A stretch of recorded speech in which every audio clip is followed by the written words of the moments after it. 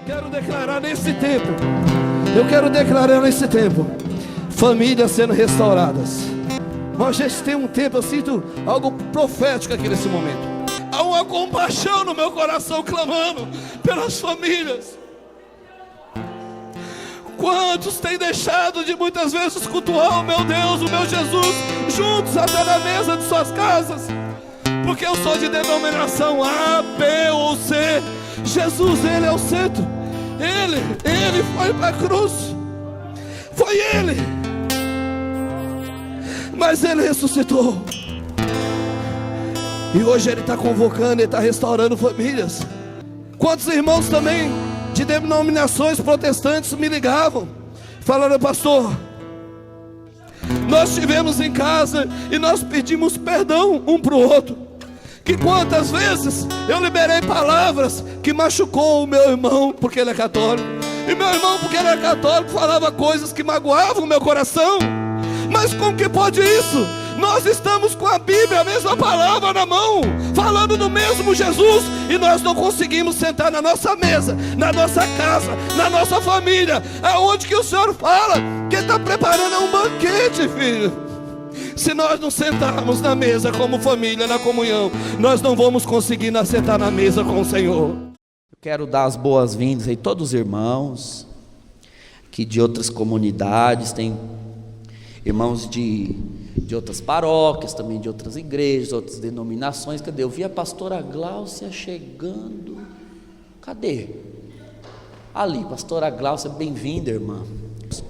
Irmãos, nós estamos vivendo no mundo todo, nesses dias, semana de oração pela unidade dos cristãos.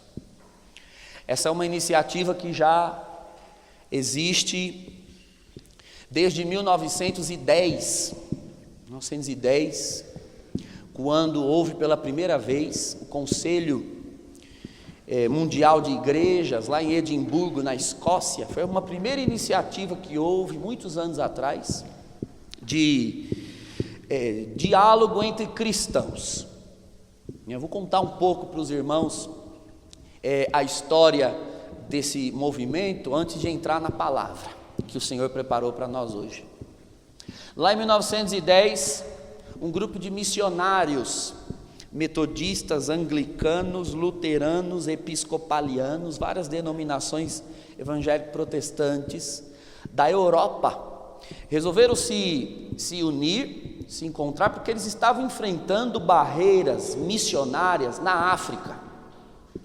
Eles iam para a África, começavam a evangelizar aquelas tribos, e aí vinha um missionário metodista, pregava. Depois vinha um missionário batista e pregava também, mas pregava outra coisa, de outra forma. Então vinha um presbiteriano e dizia: vocês devem se batizar. Podemos batizar nossos filhos? Não. Só os presbiterianos vinham: podemos batizar nossos filhos? Podemos. Aí tacava água na cabeça dos meninos. Depois vinham os batistas na semana seguinte, dizendo: vocês devem aceitar Jesus. Mas nós aceitamos semana passada com os presbiterianos. Não, mas não valeu o batismo que eles ministraram. Temos que botar vocês por imersão. Aí vinham. Depois vinham os luteranos na semana seguinte e já pregavam outra coisa. Chegou uma hora que as tribos africanas começaram a dizer para os missionários: olha, cada vez vem um de vocês aqui e diz uma coisa, e vocês vêm da Europa para pregar para nós. Então, lá na Europa, vocês sentem, se resolvem, e quando vocês se acertarem, vocês decidam em que nós devemos crer aqui. E foi isso que aconteceu, irmãos. Eles perceberam aquilo que já estava escrito na palavra. Em João, no capítulo 17, no versículo 21, que é a leitura de hoje, que todos nós católicos fazemos hoje na missa, no evangelho de hoje, inclusive. Pai, orava o Senhor, Jesus antes da sua morte, que eles sejam um, para que o mundo creia. Meu Deus, é óbvio, o mundo só vai crer quando eles forem um. Enquanto nós não formos um, nós estamos ferindo a credibilidade do Evangelho, porque aqueles que dizem crer no Evangelho não se entendem nem entre eles. Como é possível que essa verdade seja tão verdadeira como eles dizem que é? É que Jesus é esse que é um só na boca de todos, mas não é capaz de fazer com que todos sejam um só na terra, eu acho que isso aí é a história da carochinha. É melhor nós ficarmos aqui, pensaram as tribos africanas, adorando o vento, o sol, a chuva, a árvore, a terra, porque esses sempre nos uniram aqui.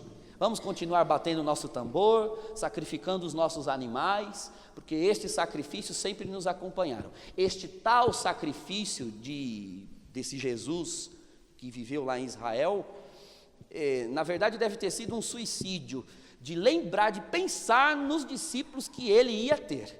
Esses discípulos iam se pegar num tapa tão nervoso que ele preferiu se matar e se jogou naquela cruz. E, irmãos, prejudicou muito a missão dos batistas, desses irmãos. Então, lá em 1910, em Edimburgo, na Escócia, eles fizeram uma primeira convenção de lideranças. Dessa reunião, em Edimburgo, em 1910, participaram essas igrejas, que eu já mencionei, igrejas históricas, antigas, do mundo evangélico protestante. A igreja católica foi convidada, mas não participou. A igreja ortodoxa, algumas foram convidadas, umas participaram, outras não, elas têm um outro regime de governo, um pouco mais complexo. Mas havia um problema, irmãos, havia um problema na tentativa de unidade daqueles irmãos. Eles quiseram construir um tipo de unidade que logo adiante demonstrou que não ia funcionar, que é o que nós chamamos hoje de irenismo, ou pacifismo, que alguns pensam que é o que a gente propõe com as nossas reuniões, mas não é. A proposta deles era a seguinte: olha, irmão, você é batista, eu sou luterano. Vamos fazer o seguinte: veja o que na fé batista não é tão importante, que eu vou ver o que na minha fé luterana não é tão importante. E aí você vai deixando um pouco de ser batista e eu deixando um pouco de ser luterano, para ver se a gente se encontra no meio do caminho. Então, nem uma coisa nem outra, mas vamos tentar nos encontrar ali num ponto de intersecção, numa espécie de neutralidade. Era essa a proposta. Por que nós chamamos isso de irenismo? A palavra irene, no grego, significa paz. Paz a todo custo, inclusive a custo das convicções de todos. Vamos matar todas as nossas convicções, vamos passar por cima daquilo que nós cremos, porque o importante é estarmos em paz. Irmãos, isso não funcionou. É óbvio que não funcionou. Porque todos nós aqui recebemos a fé de uma comunidade de fé. Todos nós aqui fizemos uma experiência de Deus numa comunidade de fé, a qual devemos respeito e inclusive tributo de amor a essa comunidade, que nos proporcionou uma experiência autêntica de Jesus Cristo, uma experiência autêntica de sacramento, ou seja, receber o santo batismo, confessar e reconhecer Jesus Cristo como Senhor, como Salvador. Todos nós devemos a uma comunidade de fé a apresentação da palavra, da Sagrada Escritura. Uma comunidade nos acolheu. Ninguém aqui é um cristão solto. Todos somos cristãos que fomos inseridos numa comunidade, congregados numa comunidade. E nós não podemos passar pelos vínculos de caridade em nome da verdade. Não haveria verdade sem caridade, sem amor. Então, isso demonstrou-se fracassado, essa tentativa não funcionou.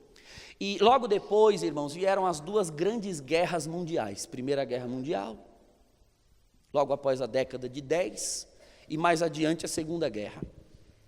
E todo o mundo, principalmente a Europa, foi devastado pela guerra. Mortes, irmãos. A atmosfera exalava odor de sangue. E com aquilo, a civilização parou para pensar que existem coisas mais essenciais a se pensar do que determinadas disputas. Havia muita fome, muitos mutilados, crianças órfãs, enfim, pessoas abandonadas, situação precária. E foi necessário, irmãos, que os que sobreviveram à guerra se unissem para reerguer a civilização. E as balas que voaram nas guerras não escolheram religião. Essas balas mataram judeus, 6 milhões com o regime nazista, mas mataram cristãos, mataram católicos, mataram luteranos, mataram pessoas sem religião, mataram ortodoxos, muitos ortodoxos, na União Soviética, que sempre foi, a Rússia sempre foi, ainda é um país ortodoxo, cristão, muitas mortes.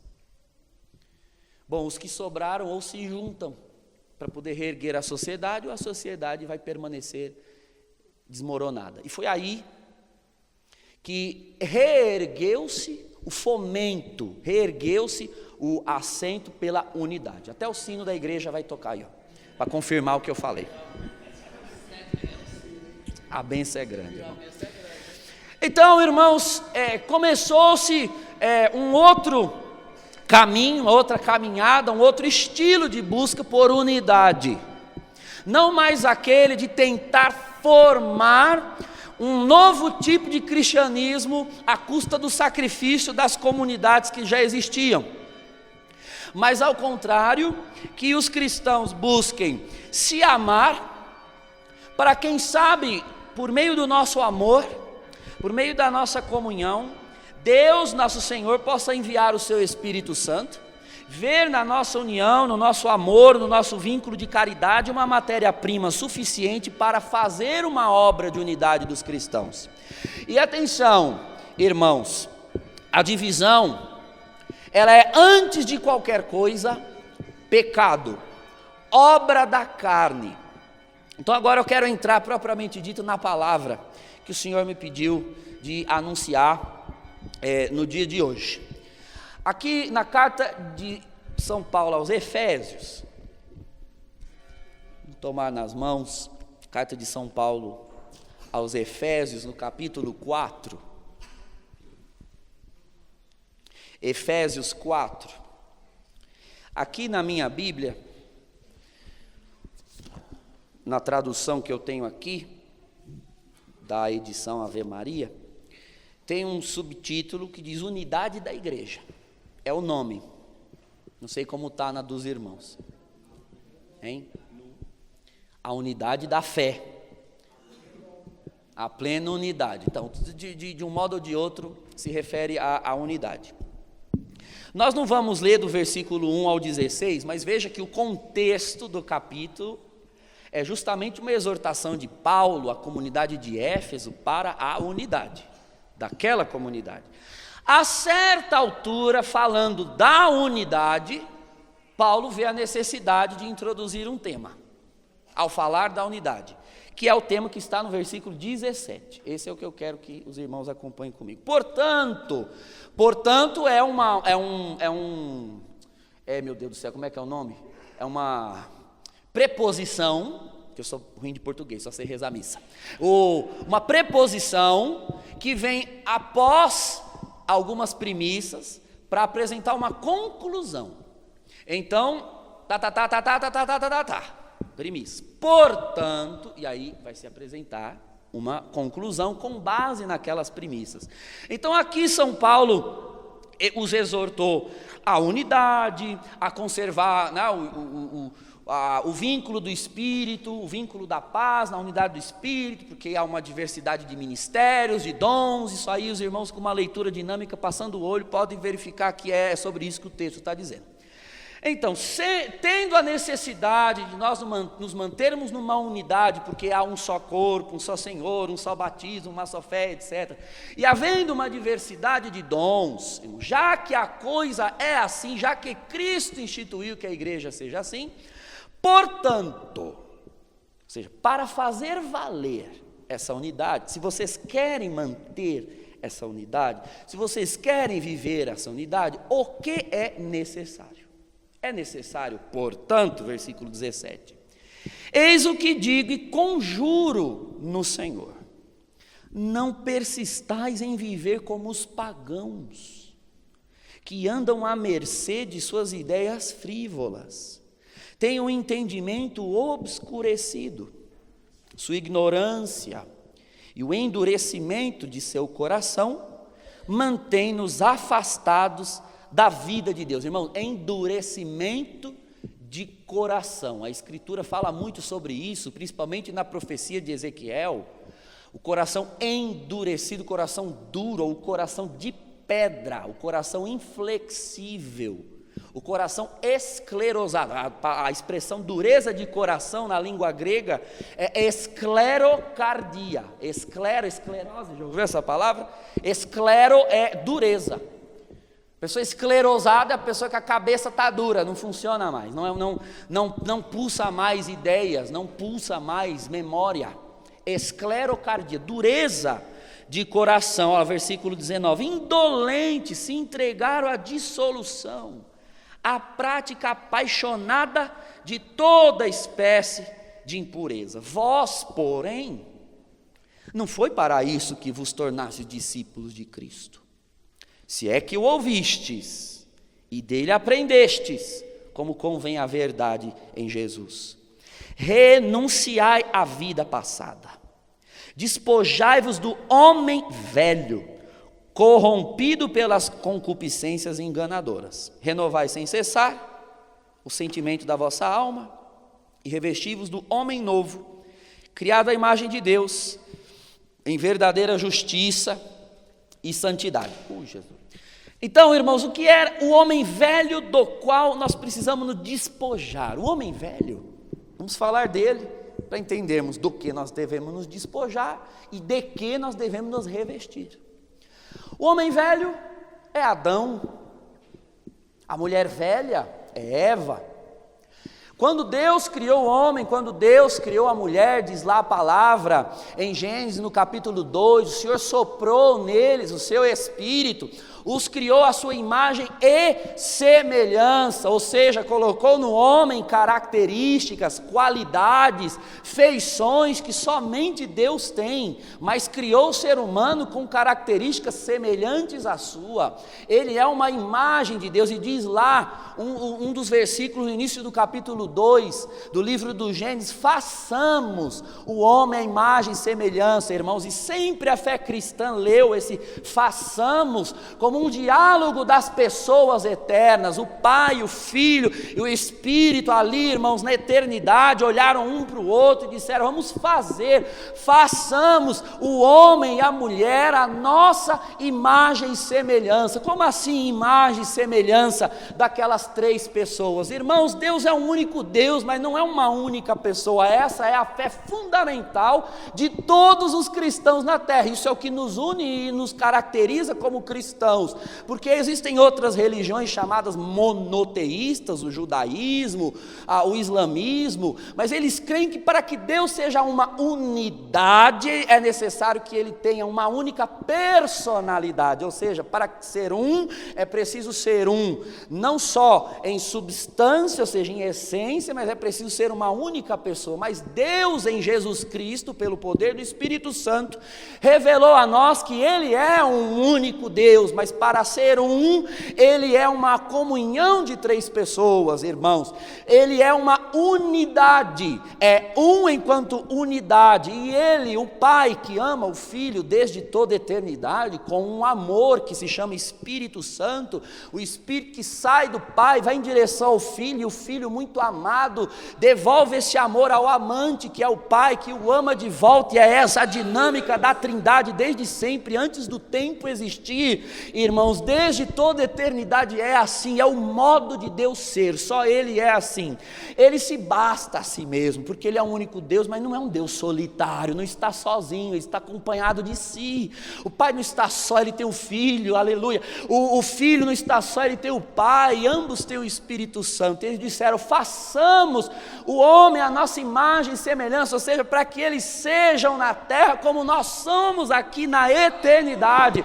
Então ele criou o homem, irmãos, mas Deus olhou para o homem e disse: não está certo isso aqui, aleluia, porque nós criamos o homem para ser semelhante a nós. Não é bom, por causa disso, que o homem fique só, porque se ele é semelhança nossa, é necessário que haja uma outra pessoa, porque nós somos Deus, um único Deus, eu o Pai, eu o Filho, eu o Espírito, aleluia. Mas para ser uma unidade nós precisamos de personalidades. Então Deus cria a pessoa de Adão, e a pessoa de Eva, para que o amor entre eles gere os seus filhos, assim como na eternidade o amor do Pai e do Filho gera o Espírito Santo. Está entendendo o mistério, irmãos, da Trindade? Por isso nós somos batizados em nome do Pai e do Filho e do Espírito Santo. Porque, irmãos, porque o batismo restaura o homem novo, e o homem novo é para que ele volte a ser aquilo que ele nunca poderia ter deixado de ser lá no paraíso, irmãos.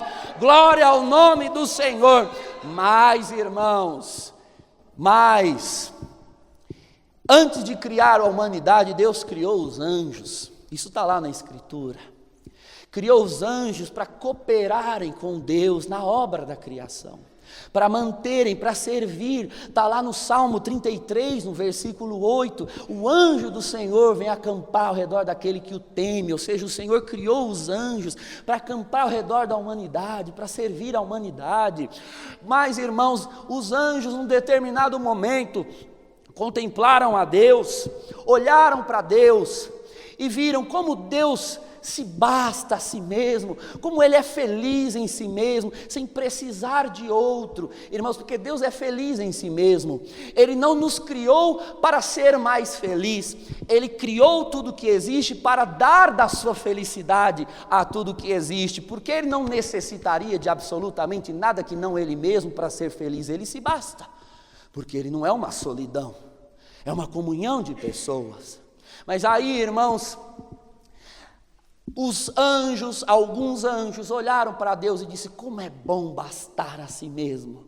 Eu gostaria também de bastar a mim mesmo, de não precisar do que quer que seja. E é aí, irmãos, com este ato interior dos anjos, é que eles criam aquilo que é original dos seres angélicos, o pecado. O pecado não é outra coisa do que olhar para Deus, ver a glória de Deus, admirá-la, mas não saber adorá-la, cobiçá-la para si. Nenhuma criatura foi feita para cobiçar a glória de Deus para si. Mas os anjos olharam, uma grande porção dos anjos olharam e disseram: eu também quero bastar a mim mesmo. E outros: eu também. Mas não foram feitos para isso, porque só Deus se basta em si mesmo. A criatura só pode se bastar se for no Senhor. No Senhor foram feitas para Ele, por Ele e para Ele. E infelizmente surgiram os demônios. E os demônios não amam a nada e a ninguém. Eles só amam, se é que se pode usar essa palavra, eles só têm afeto por uma coisa: pela escolha que eles fizeram. Eles juram, eles creem que a melhor escolha a se fazer é a escolha que eles fizeram. Que escolha é essa? Bastar-se a si mesmo, sem necessitar do Criador. E é aí, irmãos, que a serpente, diz lá o Senhor Jesus no Evangelho de Lucas: eu vi Satanás cair do céu como um raio e ser jogado na terra.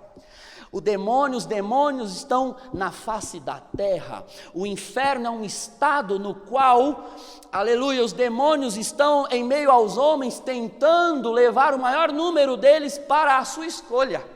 Os demônios não querem levar a humanidade para eles, porque eles estão pouco se lixando para o ser humano. Eles não nos amam, eles não nos querem. O que eles querem é ver a escolha que eles fizeram reproduzida e repetida ao longo da história da humanidade, porque essa escolha é uma rebelião contra Deus, e eles creem que rebelar-se contra Deus é a melhor escolha que uma criatura pode fazer. E por isso eles tentam, por isso eles vão ali sugerindo ao coração do homem para que faça essa escolha, irmãos. E desceu. Foi jogado na terra a serpente e foi dizer a Eva justamente isso: podeis comer de todo fruto? Não podemos, menos deste que está, da árvore que está no meio do jardim. Desse não podemos, porque senão morreremos. E a serpente diz: não, é porque Deus sabe que no dia em que comerdes, os vossos olhos se abrirão e sereis como Deus. Veja, o pecado é uma invenção angélica. O pecado é uma invenção espiritual, porque os anjos não têm corpo, são seres espirituais. E por isso o pecado começa no coração do homem, ou seja, no interior do homem. Diz lá o Senhor em Mateus capítulo 5, tudo que mancha o homem é o que vem de dentro dele. E por isso, irmãos, é a alma quem peca, a alma carrega o corpo para o pecado. E o corpo se torna corpo de pecado porque o coração do homem se afasta de Deus. Tudo começa dentro, irmãos, tudo começa aqui. Começa na mente, começa no pensamento, começa no coração. E se existem pecados de ordem física, é porque antes eles foram concebidos no interior. É aqui dentro que começa, na alma. Porque o pecado é uma ação espiritual. E foi aí que entrou o pecado no mundo. E com o pecado, com o ato de orgulho, com o ato de querer se bastar, sem depender de nada e ninguém, porque essa é a escolha original feita pelos demônios, e depois a ela aderiram também Adão e Eva. A primeira consequência, irmãos, de fazer esta escolha, de comportar-se interiormente dessa maneira, a primeira consequência foi a divisão. Divisão é um fruto imediato do pecado. Divisão é um fruto imediato da atitude do homem velho, ou seja, de Adão e de Eva. Lá no texto, em Gênesis, já no capítulo 3, você verá Deus descendo do jardim, e Deus, segundo diz a Escritura, que desceu ao entardecer todos os dias para se entreter com o homem e com a mulher. De repente chega no paraíso e não os encontra. Foram se esconder, eles se apartaram de Deus. Então, primeiro fruto de divisão, uma divisão entre a humanidade e Deus. Dividiram-se. O pecado faz isso, não é, irmãos? O pecado gera no coração do homem uma espécie de instinto que o faz achar que Deus é o seu inimigo. Afinal de contas, nós só nos escondemos de alguém que nos oferece um perigo. E por que foi que Adão e Eva foram se esconder? Porque de algum modo eles enxergaram na presença de Deus um perigo para si, senão não teriam ido se esconder. Não é assim que o mundo faz, irmãos. Muito no mundo se determina em não entregar a vida para o Senhor e para o Evangelho, porque eles pensam que o Evangelho vai lhes roubar a vida, que Cristo ao entrar nas suas vidas vai mudá-las de tal maneira que é melhor não se aproximar muito, porque vai que ele frustra os meus planos, meus projetos, enfim, uma pessoa tão apegada a si mesmo. Deus é um perigo para mim, para os meus sonhos, para os meus projetos, da forma como eu concebi. Ora, Adão e Eva também conceberam um modo, um comportamento, e Deus ao se aproximar é identificado por eles como um perigo. E eles vão se esconder. Adão, onde está? Senhor, fui me esconder, porque eu estava nu. Ora, quem lhe disse que estavas nu? Quem incutiu na tua mente um senso de maldade, de vergonha, de pudor, quando na verdade tudo era puro, porque eu criei tudo puro originalmente. Ai, Senhor, é que a mulher que tu me deste, me fez comer do fruto. A divisão gera acusação. Acusação. A mulher que tu me deste. Quem são os culpados pelo pecado, segundo Adão? A mulher e Deus. A mulher me fez pecar, e a mulher que tu me deste, o Senhor fez ela com defeito. O Senhor não fez direito e por isso ela me levou a pecar. Eva, por que foi que tu fizeste isso? Deu uma chiquinha nela. É que a serpente me enganou. Veja, é esse o comportamento do homem velho. A palavra disse: despojai-vos do homem velho. Como se comporta o homem velho? Primeiro, ele acusa. Acusa, procura culpados. De quem é a culpa? Irmão, será que nós não percebemos que a mútua acusação é comportamento do homem velho? De quem é a culpa pela divisão dos cristãos?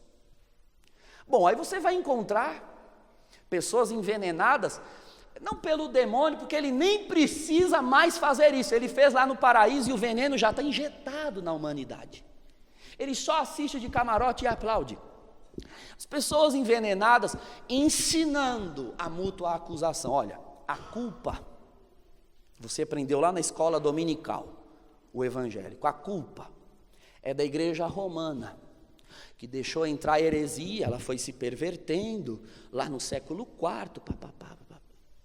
Nós aprendemos já na catequese, olha, a culpa é de Lutero e dos protestantes, porque ele foi desobediente, etc. Bom, e nós queremos achar um culpado, quando na verdade a culpa não está fora, está dentro. Adão queria acusar a Deus e Eva, quando na verdade a culpa estava num comportamento interior dele. Ele era o autor da culpa, que foi sugerida pelo demônio, mas quem aderiu foi ele. Ele tinha a sabedoria, ele tinha a perfeição. Deus criou o homem e a mulher em perfeição, em plenitude. A tentação veio, mas havia plenitude de fortaleza para recusá-la, e essa plenitude foi empenhada em aderir ao pecado. Ah, Adão, você não percebe que não foi Eva, não foi Deus, foi o teu coração. A culpa está em você, e tu que és culpado buscas culpa fora de ti. Esse é o comportamento do homem velho. Será que nós não enxergamos, irmãos, que a atitude de mútua acusação é uma atitude, é um comportamento velho, de um coração endurecido, de um coração de pedra, que não é capaz de pulsar, não é capaz de refletir, não é capaz de produzir, simplesmente está fechado em si mesmo e esfriado. Ah, irmãos, a partir daí, a capacidade de divisão se tornou inerente à humanidade.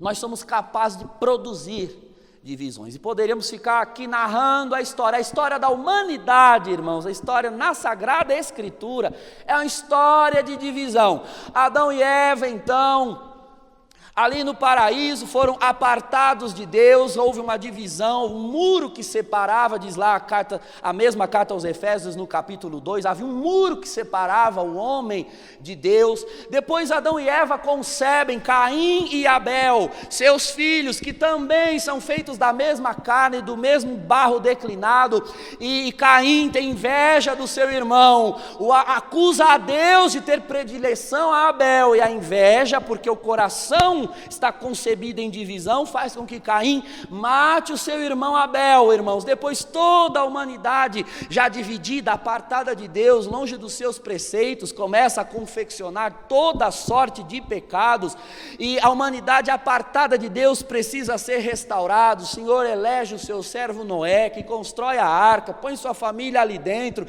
crendo que está salvando uma humanidade pura, uma humanidade justa, mas ali dentro mesmo da arca, porque tinha gente feita do barro de Adão, do barro de Eva, tem divisão também. Noé não suporta o estresse de saber que toda uma humanidade foi destruída sem que ele pudesse fazer nada, irmãos, e de repente um dia ele, por causa da sua fraqueza carnal, por causa do seu homem velho, que pulsa dentro de todo homem, se entregou à embriaguez, bebeu, chutou o caneco, chapou o coco ali, irmãos, e o seu filho mais velho entrou ali, um filho de nome Cã, ou cão, como diz algumas traduções, era o cão mesmo. O coração do filho contra o pai, dividido contra o pai, viu a nudez do pai, e aquele homem conseguiu, ele é o padroeiro dos fofoqueiros, irmãos. No único ato ele conseguiu espalhar para o mundo inteiro que o seu pai estava nu, porque o mundo inteiro naquele momento eram os seus dois irmãos, a sua esposa, a sua mãe e as suas cunhadas. Numa única fala ele espalhou para o mundo inteiro: papai está nu lá dentro. Acusação, meu pai é um louco, meu pai é um bêbado. Acusação, irmãos, o Senhor preservou uma porção de humanidade na arca, mas a divisão foi atrás, porque ela é obra da carne. Onde tem carne tem inclinação à divisão. Depois, irmãos, o Senhor continuou fazendo uma história de salvação, levantou o seu servo Abraão, que tinha sua esposa Sara. Eles receberam uma promessa para abençoar, mas depois, irmãos, Sara não confiava, não acreditava na promessa, fez Abraão conceber o filho com a escrava, santo é o Senhor, e ali, irmão, saiu o filho da escrava, Ismael. Mas quando veio o filho da promessa, Sara, numa atitude de rebeldia, de divisão, causa uma divisão e separa pai de filho. Ismael é jogado com a sua mãe, a escrava Agar, para o deserto, e ali uma família, irmãos, herdeira herdeiros do Pai das nações, se tornam divididas, e até hoje essa divisão prevalece, porque caso os irmãos não saibam, o judaísmo descende de Isaac, e os islâmicos, os árabes, descendem de Ismael,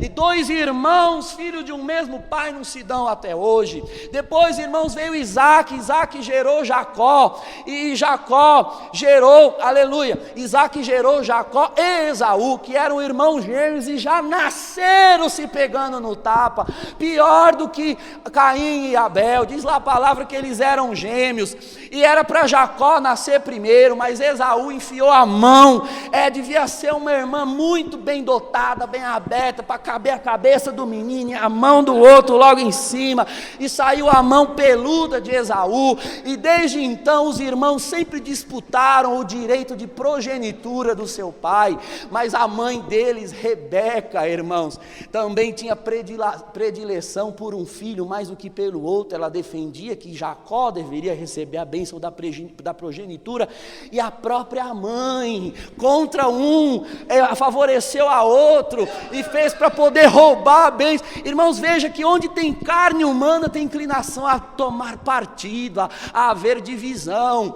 e às vezes você fica preocupado que a família está dividida, que a família tem problema. Irmão, se você achar uma família na palavra que não tivesse problema, eu te dou um beijo na testa, essa testa suada, você não vai achar, irmão, porque toda família constituída nessa terra é da carne de Adão, da carne de Eva, e se nós não vigiarmos contra a carne e o homem velho, sempre haverá divisão.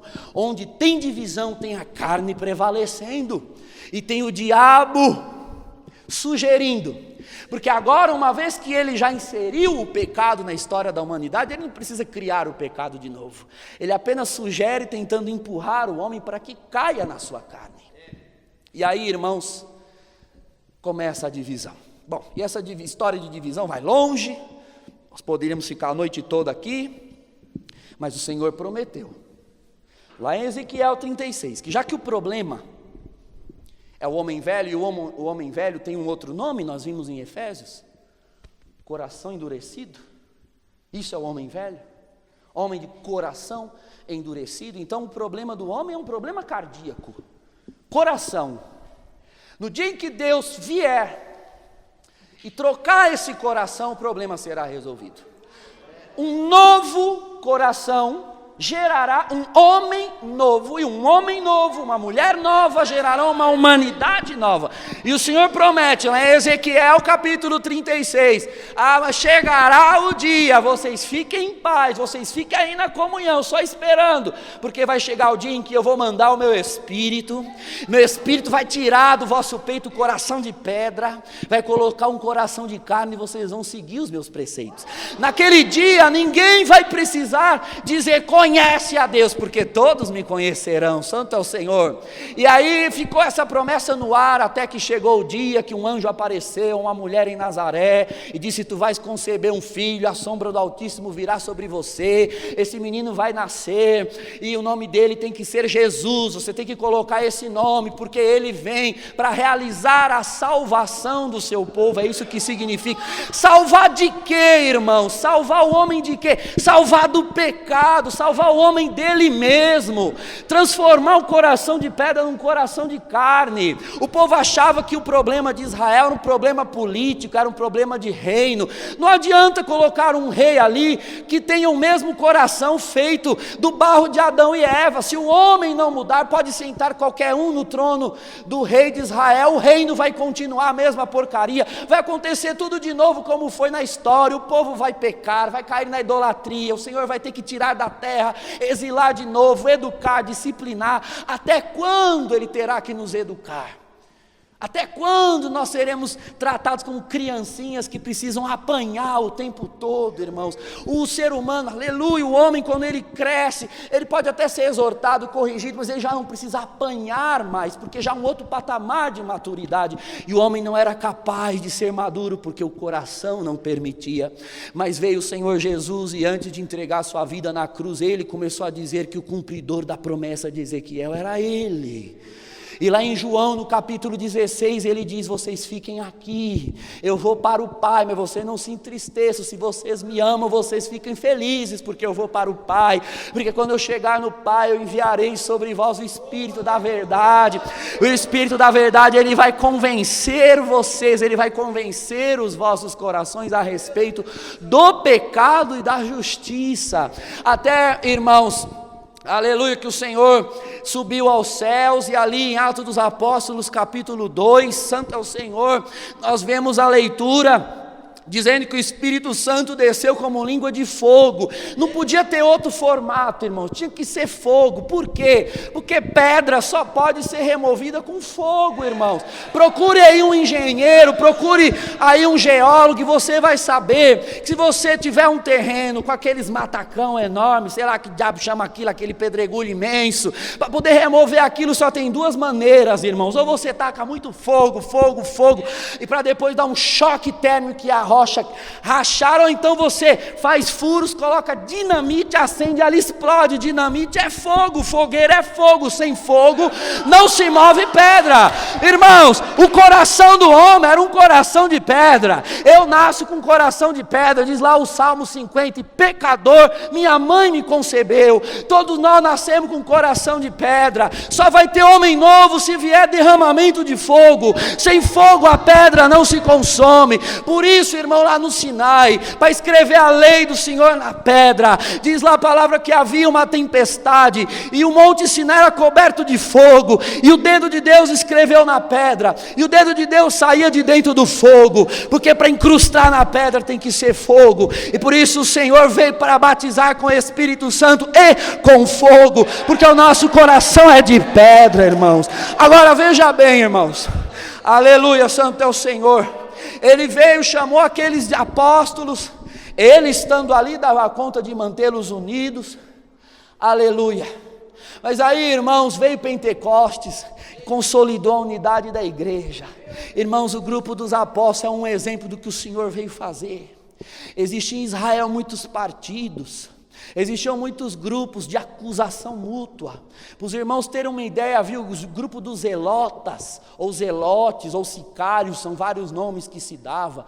Eles acreditavam, aleluia, que para poder fazer o reino de Israel acontecer ali na Palestina, era preciso pegar em armas, era preciso guerrear.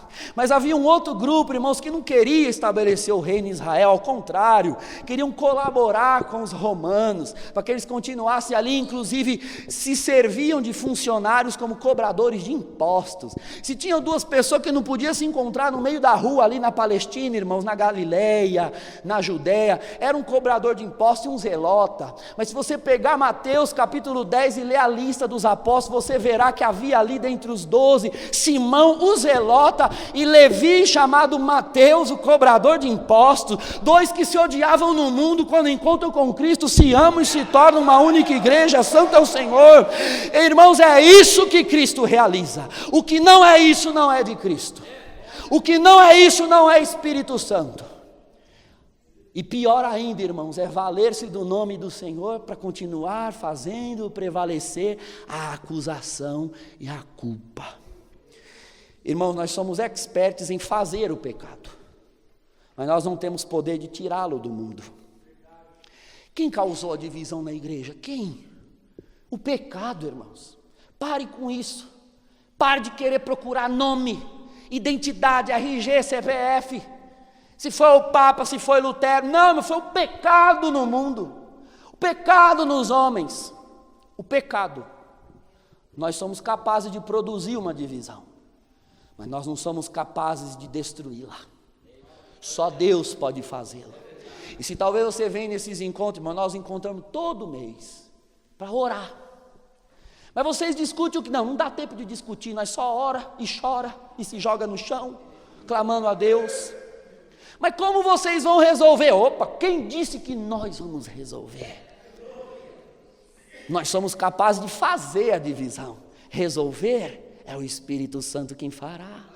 Ele é o autor da unidade, irmãos, porque o que é que torna o Pai e o Filho um, segundo João 17? O Espírito da verdade.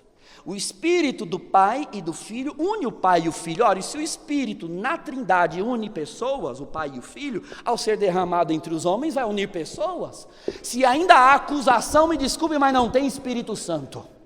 Se ainda tem acusação, se ainda tem dedo apontado, vontade de achar culpado, é homem velho, Satanás está no meio disso. E irmãos, nós precisamos começar esse caminho. Não sei se antes de fechar os olhos nessa terra, nós vamos ver assim uma unidade visível, institucional. Não estou preocupado com isso. Não estou preocupado com isso. Nós temos que aprender a nos amar. Dobrar o joelho, clamar a Deus. Quando Ele julgar ser a hora de intervir na história, Ele intervém. Do jeito dEle, do modo dEle. Importa é que eu quero amar o irmão. Os irmãos acham que é preciso resolver as questões, juntar um monte de teólogos, sentar na mesa, botar um copo de cachaça e todo mundo ir tomando até que a coisa seja resolvida. Irmãos, não é resolver os problemas para depois resolver se amar, caso eles sejam resolvidos. Não é ao contrário, eles não vão ser resolvidos nunca se nós não nos amarmos primeiro. Nunca. Então, esse é o convite que a palavra faz. Pare de se comportar como um homem velho. Irmãos, quando eu digo comportando-se como um homem velho, é fundamental que você entenda que qualquer ser de carne e sangue pode se comportar como um homem velho a qualquer hora. Desde o fiel, na base da igreja, até o mais alto clero, digamos assim. Você pode encontrar pastores agredindo a unidade, agredindo católicos.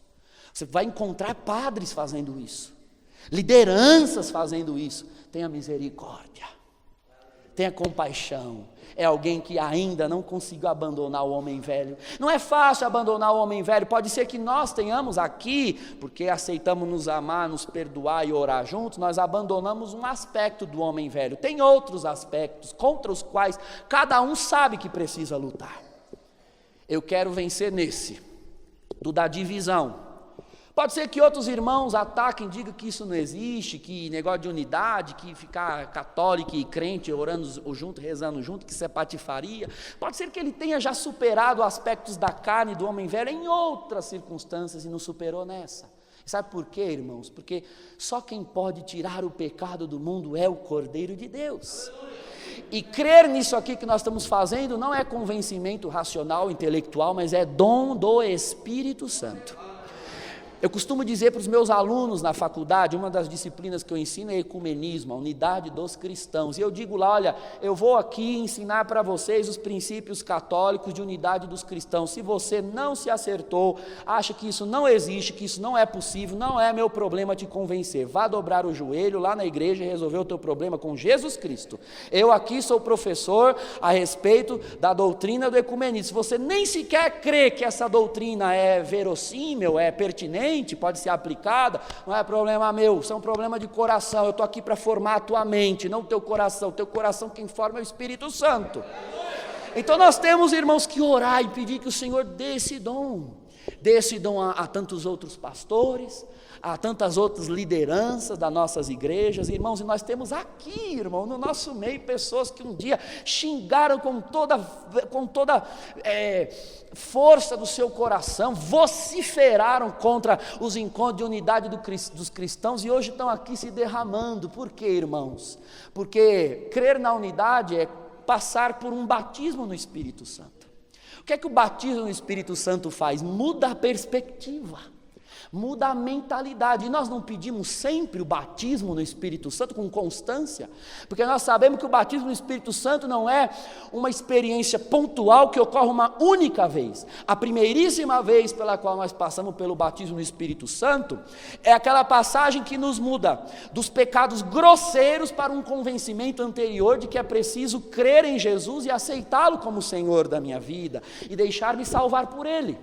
Mas é preciso que esse senhorio, essa salvação vão crescendo, progredindo nas nossas vidas, e para isso nós continuamos pedindo o batismo no Espírito Santo a vida inteira. Ora, crer na unidade dos cristãos e crer que é possível ter uma atitude em relação a isso é consequência de batismo no Espírito Santo. E outro, irmão, se nós nos irritarmos com aqueles que nos atacam porque nós queremos unidade, se nós os acusarmos porque eles não creem em unidade, nós estamos reproduzindo de novo o comportamento do homem velho, porque essa é a nossa tentação. Ao ver o homem velho, irmãos, porque ele tenta ressuscitar dentro de nós, sempre, todo dia, quando nós vemos o homem velho aparecendo em outra pessoa, o homem velho que está dentro de mim se sente atraído, porque o homem velho é atraído por homem velho. Tem um salmo da palavra que usa uma expressão assim, como um abismo chama outro abismo, atrai outro abismo, desgraça chama desgraça. Então eu estou querendo ser santo, mas se eu começo a entrar muito em contato com gente que não presta, andar com gente que não presta, a imprestabilidade dentro de mim começa a querer sair para fora e voltar para a vida velha de novo. Então eu estou aqui querendo amar, querendo orar, eu encontro uma pessoa que diz, vocês são um bando de herege, fica rezando que isso não existe. A vontade que dá é de xingar ele, é de dar um murro nele, mas xingar e dar murro é atitude de homem velho. Ele já teve uma, você quer ter outra em cima da dele? Não, irmão.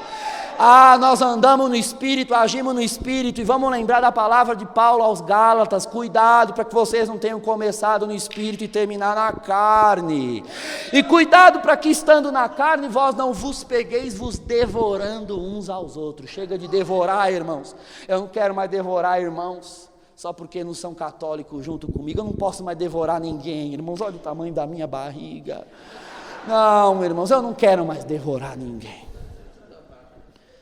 Eu quero amar os irmãos. Santo é o Senhor. Você tem que pedir para o Espírito Santo, irmãos, queimar nossa alma e nos dar esse dom. Vamos ficar de pé, nós vamos pedir.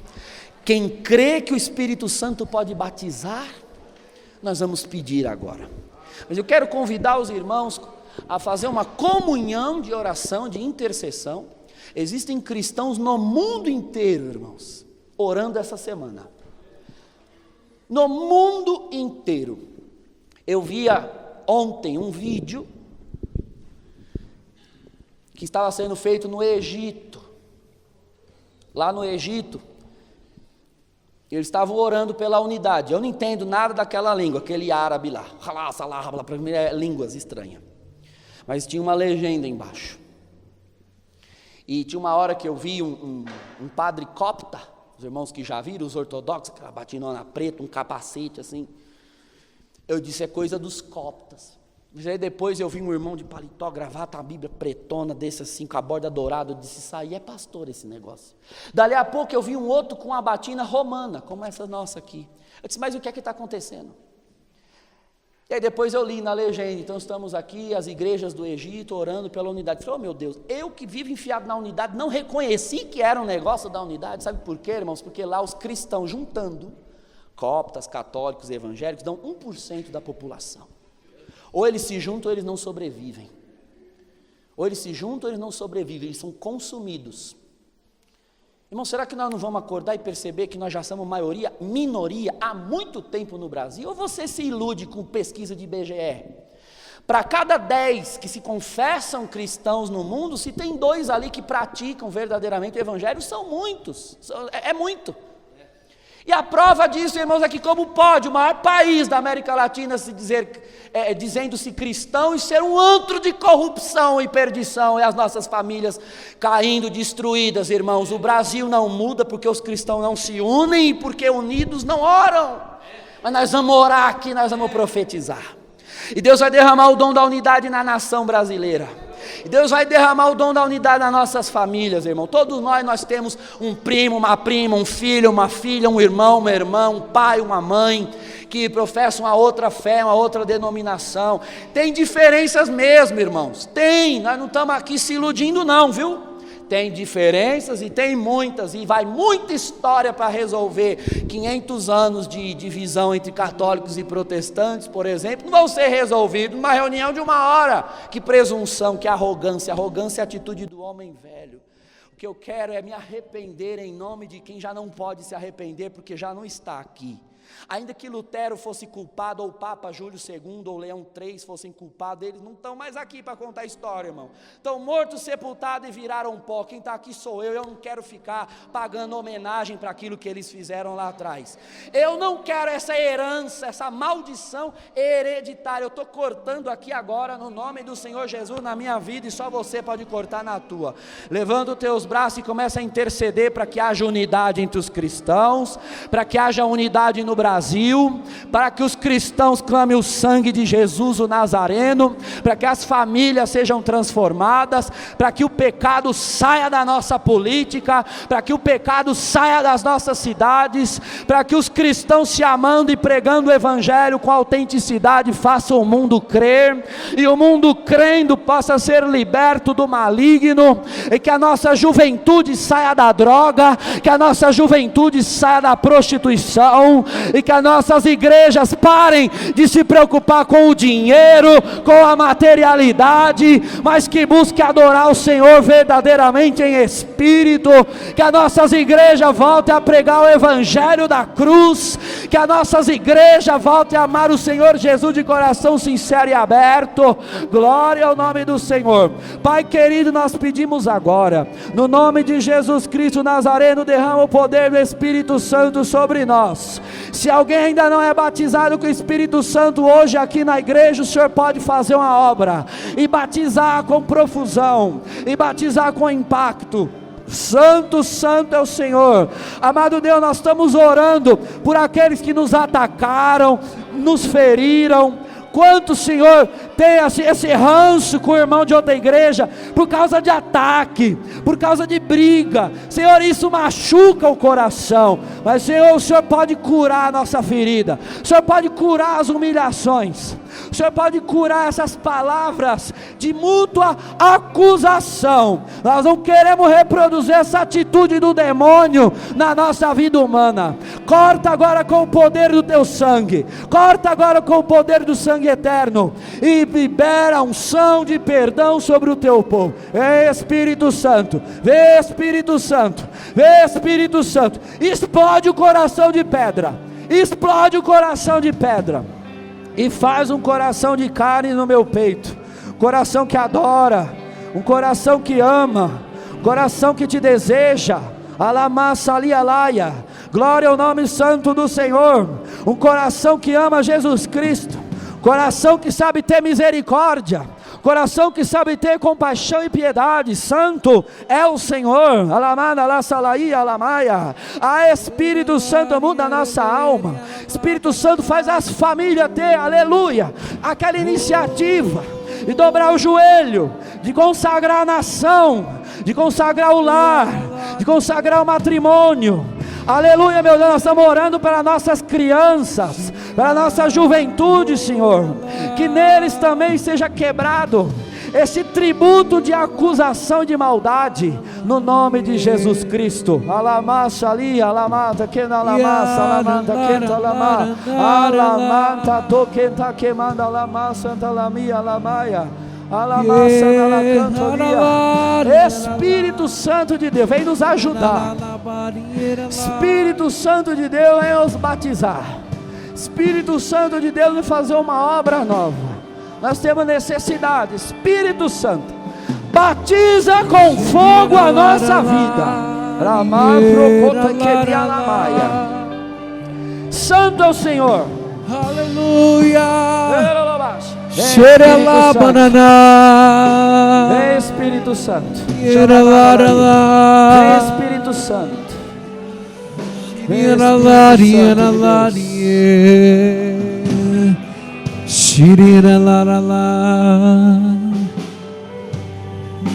Aleluia, meu Deus.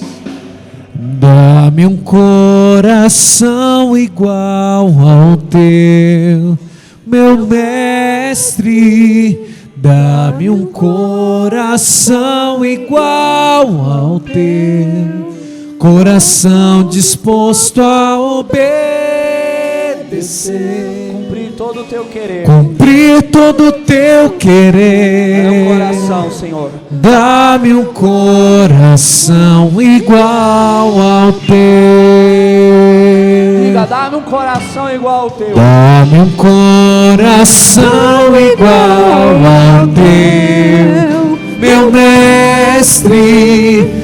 Dá-me um coração igual ao teu, coração disposto a obedecer, cumprir todo o teu querer.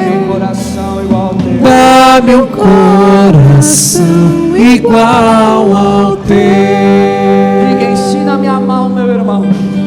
Ensina-me a amar o meu irmão, a olhar com os teus olhos, a olhar com teus olhos, perdoar com teu perdão.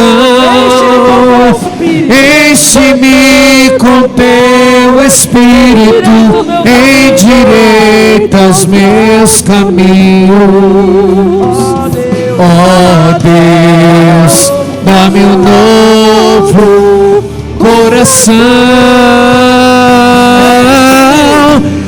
enche-me com teu Espírito, endireita os meus caminhos. Ó Deus, dá-me um novo coração, dá-me um coração igual ao teu, meu mestre. Dá-me um coração igual ao teu, coração disposto a obedecer, cumprir todo o teu querer. Dá-me um coração igual ao teu. Te agradecemos, Senhor, que o Senhor nos chamou, que o Senhor nos escolheu para nesse tempo, no tempo da graça, manifestarmos um novo coração. Senhor, obrigado por essa comunhão, obrigado por essa palavra, obrigado por cada irmão, cada irmã. Abençoa-nos, Senhor, e guarda-nos no teu nome, Senhor, em nome de Jesus Cristo, amém. Aplaude Jesus, irmãos. Glória a Deus, glória a Deus, glória a Deus. Irmão, sentar só um pouquinho para eu dar uns avisos aqui para os irmãos. Depois, se Ifigênio também tiver alguma coisa para passar. Irmãos, esse movimento, mais um mover do que um movimento, essa iniciativa de Deus, de gerar comunhão dos cristãos, eu contei um pouco lá da história em Edimburgo e tudo mais, mas uma iniciativa do próprio Deus para gerar unidade foi o surgimento, no século XX, do movimento pentecostal e carismático. Começou com uma manifestação em Topic, em 1901, depois avivamento da Rua Azusa, em 1906, e foram acontecendo tantos outros. Na Igreja Católica chegou em 1967, com a renovação carismática católica, e a esperança, irmãos, é o único movimento que é encontrado em todas as, digamos, três dimensões de cristianismo. Existem carismáticos, evangélicos carismáticos, ortodoxos carismáticos, católicos. Então, o movimento é uma esperança para a unidade dos cristãos. E existem várias iniciativas no mundo inteiro, irmãos, no mundo inteiro acontecendo reuniões como essa. Aqui no Brasil, por iniciativa de alguns irmãos, tem toda uma história, não vai dar para contar, mas começou aqui no Brasil um movimento, uma plataforma de diálogo de católicos de experiência carismática, de novas comunidades, grupos de oração, e evangélicos de diversas comunidades, denominações, também de experiência carismática renovada. Essa plataforma se chama Em Cristos. Em Cristos é uma sigla, significa Encontro de Cristãos na Busca de Unidade e Santidade. Esse movimento, digamos assim, no Brasil começou em 2007, ano passado completou 10 anos. Para a comemoração dos 10 anos do Em Cristo, nós escrevemos esse livro. Então, nós temos esse livro hoje aqui. Para o pessoal que é daqui de perto, tem na nossa secretaria. Se de repente você não tem como adquirir hoje e quiser adquirir, tem na nossa secretaria, qualquer horário, a secretária da paróquia pode vender. Se chama Dá-me um pouco da tua água, inspirado ali na passagem da Samaritana, em que ela julgava que ia dar de beber ao Senhor, mas na verdade foi o Senhor que deu a ela de beber a água da vida. Então é a experiência que nós temos feito nesses 10 anos.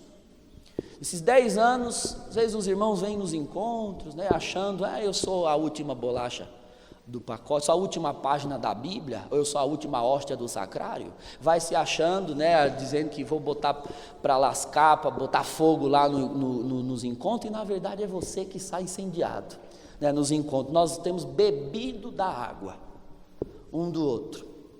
Eu tenho me tornado um católico melhor, muito melhor, mais católico, depois que eu passei a andar com irmãos evangélicos.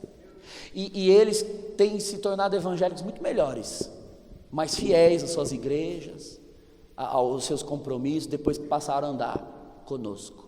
Então, nós temos bebido da água um do outro. Então, nós temos muitos testemunhos. Então, esse livro tem, eu não lembro agora quantos capítulos, Pedro, você lembra? Isso porque eu fui revisor do livro. 20 tarará. Cada capítulo foi escrito por um membro da nossa equipe, algumas pessoas que têm caminhado desde o princípio. Tem um capítulo do Ifigênio, tem um capítulo meu. Então, são basicamente metade de autores evangélicos e metade de autores católicos. Olha, irmãos, esse livro tem feito horrores pelo reino de Deus, horrores no sentido positivo. Então, tem impactado tanta gente que, inclusive, a editora que publicou chama Impacto, porque tem impactado mesmo. Eu convido os irmãos a tomar nas mãos esse livro. Tem lá no fundo com o irmãozinho do boné vermelho e com o irmão do cabelo de vela. Então vocês podem pegar ali e tem o livro à disposição. Tem vários outros, mas eu quero a princípio recomendar esse daqui. Nós nos reunimos, irmãos, todo mês. Nós fizemos essa reunião aqui, extraordinária. A gente faz todo ano por ocasião da Semana de Oração pela Unidade, que é sempre a semana anterior à festa de Pentecostes. Então, Pentecostes agora no domingo, no calendário católico e no calendário de algumas igrejas ortodoxas também. Então, por ocasião de Pentecostes, a vinda do Espírito, as igrejas se reúnem, as igrejas de tradição litúrgica celebram Pentecostes domingo. Então, por essa ocasião, nós nos reunimos para orar. Mas nós nos encontramos, a princípio, em alguns locais durante o ano inteiro. Nós temos lá no sítio do Ifigênio, depois ele pode passar o endereço. Toda primeira segunda-feira do mês nós nos encontramos lá, para fazer uma reunião como essa. Claro que hoje a palavra, né, que o Senhor deu de pregar, foi especificamente sobre a unidade, né? Um anúncio para a unidade. Pode ser que muitos nunca tenham visto as coisas dessa perspectiva. É um convite que nós estamos fazendo para os irmãos entrarem nesse caminho conosco, de buscar a unidade, buscar a santidade. Mas lá, irmão, nós estamos há um pouco mais de um ano nos reunindo. Então a gente não fica assim pregando o tempo inteiro, falando de unidade, que chega uma hora que o assunto em si, enquanto explanação, esgota. A gente se reúne ali para ouvir a palavra, aquilo que Deus tem para nos falar sobre o Espírito, sobre cura, sobre salvação, sobre como servir a Deus, sobre como ser um bom cristão, enfim, beber da água um do outro, que cada irmão tem para oferecer. Então sempre vão pastores pregar para nós, lideranças da renovação carismática, também vários pregaram já lá para nós. O Juninho, que é coordenador diocesano, mandou aí o seu step, que é a Rita Goretti, que é a secretária. Eles estão lá preparando o ambiente para a vigília que vai ter amanhã, de Pentecostes, mas os irmãos estão aqui, o pessoal dos grupos de oração. É o convite, a ordem que o Papa tem dado, que a renovação volte às suas raízes ecumênicas, às suas raízes de unidade, que eram assim no princípio do movimento, tanto nos Estados Unidos como aqui no Brasil, Na década de 70, nós temos aqui um Abraão da RCC, que é o Pedro Arruda, que pode dar testemunho depois, os irmãos sentar aos pés dele e escuta, que o irmão tem muita história para contar. E nós estamos resgatando essa história e buscando a unidade. Então fica o convite para os irmãos, tem o nosso site, tem a nossa página no Facebook, os irmãos procuram lá em Cristos. Quem não sabe escrever, depois olha aqui no pezinho do livro, tem o nome certinho para colocar. O irmão tem algum aviso, alguma coisa para falar? Está em paz? Mais algum irmão? Então tem lá a vigília de Pentecostes, né, da RCC, amanhã que hora? 22 horas aqui em Barueri, os irmãos que quiserem. O próximo encontro nosso, os irmãos têm feito os encontros nas quartas? Então fala aí, irmão, em nome do Senhor Jesus. Não, está desligado. Está aqui. Não, ninguém vai ouvir. Um sábado por mês, no período da manhã, na cidade de Itapevi, nós fazemos o Em Cristo Jovem, que tem um nome Em Cristo Jovem, mas não é só para jovem, né? É porque nós fazemos... Tanto que você está lá. Engraçadinho. A gente faz, é que nós temos um pouco mais de liberdade para fluir em adoração e ficar mais tempo fluindo em adoração, então acaba levando esse nome Em Cristo Jovem. Todos são convidados, a gente está anunciando no Facebook, no Twitter, nas coisas, tudo certinho, aí vocês são convidados a estar lá no sábado. Então quem não pode ir na semana lá no Efigênio, acaba tendo disponibilidade no sábado, fica de olho nas redes sociais que a gente anuncia lá. Não tem definida, porque é conforme a disponibilidade. Então os irmãos ficam de olho na rede social, está sempre divulgado lá, um sábado por mês em Itapevi, primeira segunda-feira de cada mês, é bem no limite entre Cotia e Vargem Grande, no sítio aqui, meia hora daqui, rapidinho. Nós vamos ter um retiro de fim de semana, um Em Cristo Jovem, então nós estamos divulgando para os jovens das comunidades todas, das igrejas evangélicas, e os jovens do Ministério Jovem da Renovação, tem bastante jovens engajados na preparação.